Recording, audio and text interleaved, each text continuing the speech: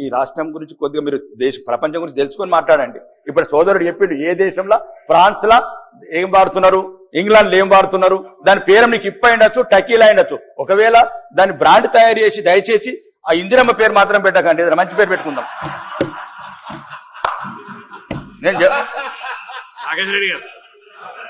నేను అద్దు మంచి ఇంత అవగాహన లేకుండా మాట్లాడుతుంటే మంచిది కాదు. ఏం తమాషానా? ఎందుకు ఇందిరమ్మ పేరు ఏం మాట్లాడుతున్నాడు ఆయన? ఏం మాట్లాడుతున్నాడు? దానికి ఏం భాష రికార్డు ఎందుకంటే మాట్లాడుతున్నాడు? క్షమాపణ చెప్పండి. ఇప్పుడు మాట్లాడేది సారా టెక్కే గురించి మాట్లాడుకుని ఇందిరమ్మ పేరు తీస్తాడా?